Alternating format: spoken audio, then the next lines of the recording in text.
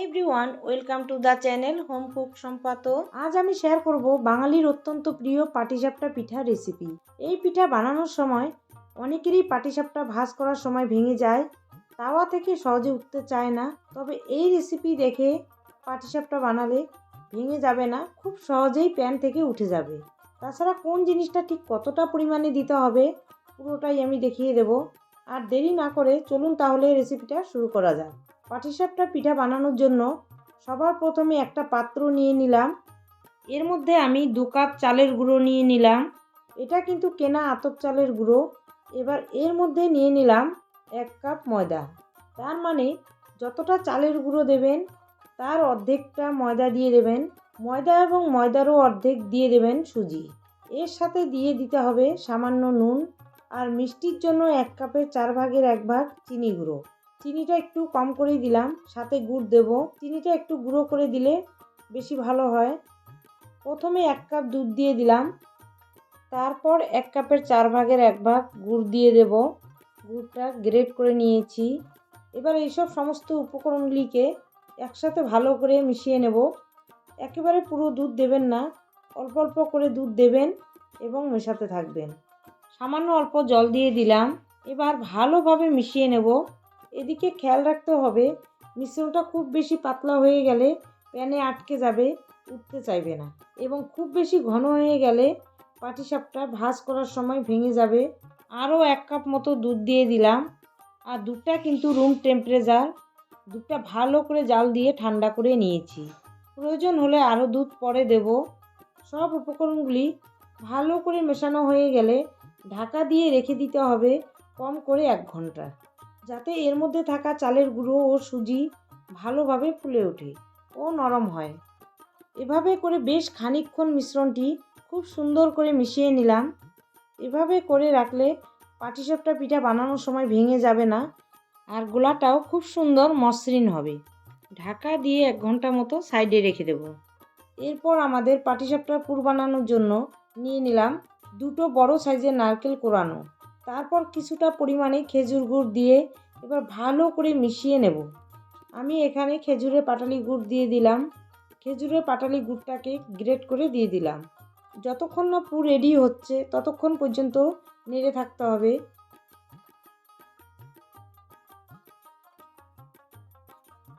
কিছুক্ষণ নাড়তে নাড়তে পুরটা অনেকটাই হয়ে এসছে। এই সময় 10 টাকার একটা গুঁড়ো দুধের প্যাকেট দিয়ে দেব।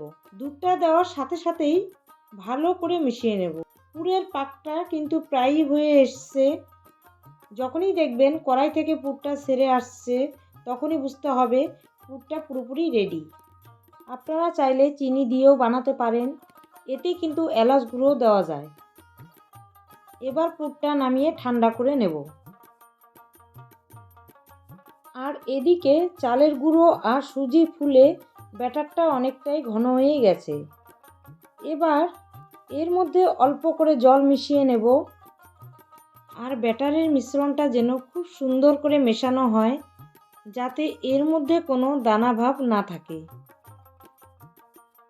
আর ব্যাটারের থিকনেসটা কিন্তু এরকম পাতলা হবে, মানে খুব বেশি পাতলা হবে না, আবার খুব বেশি ঘনও হবে না।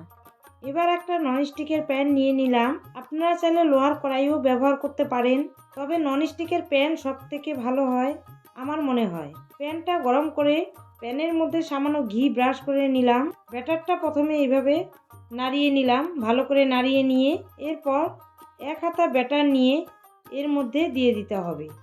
এরপর প্যানটাকে হালকা করে ঘুরিয়ে একটু গোলাকার করে নেবেন। আর প্রথমেই কিন্তু প্যান বা তাওয়া ভালোভাবে গরম করতে হবে, তাহলে পাটিসাপটা আটকে যাবে না। এবার গোলার উপর দিকে যখনই দেখবেন শুকিয়ে এসছে, এক পাশে নারকেলের পুরটা দিয়ে দেব। পুরটা দিয়ে এভাবে করে ধীরে ধীরে রোল করে নিতে হবে। একদম হালকা সোনালি করে ভেজে তুলে নিতে হবে। আর মিডিয়াম টু লো ফ্লেমে রেখে পিঠাগুলো ভাজতে হবে। এভাবে করে এক এক করে প্রত্যেকটা পিঠা আমি বানিয়ে নেব। আর যতবারই পিঠার গোলাটা দেব, ঘি ব্রাশ করে ব্যাটারটা নাড়িয়ে দিতে হবে। এবার কিছুটা পুর হাতে নিয়ে পাটিসাপটার সাইডে লম্বা করে দিয়ে দিলাম। পুর দেওয়ার পর সাবধানে রোল করতে হবে যেন ভেঙে না যায়।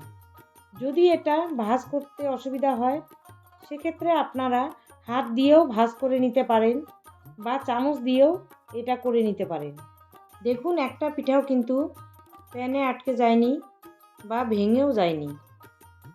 এক এক করে খুব সুন্দরভাবে পিঠাগুলি তৈরি হচ্ছে।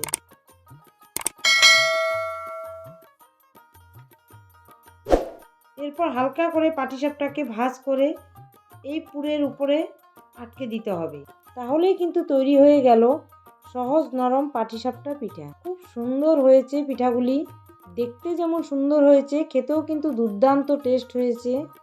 তাহলে বন্ধুরা রেসিপিটা যদি ভালো লেগে থাকে লাইক, কমেন্ট, শেয়ার আর সাবস্ক্রাইব করার অনুরোধ রইল। পাশে থাকা বেল আইকনটা অবশ্যই প্রেস করবেন, কারণ আমি চ্যানেলে যখনই কোনো নতুন রেসিপি শেয়ার করব খুব তাড়াতাড়ি আপনাদের কাছে পৌঁছে যাবে। আজকের মতো এই পর্যন্তই। ভালো থাকবেন, সুস্থ থাকবেন। ধন্যবাদ। দেখুন বন্ধুরা কতটা লোভনীয় হয়েছে।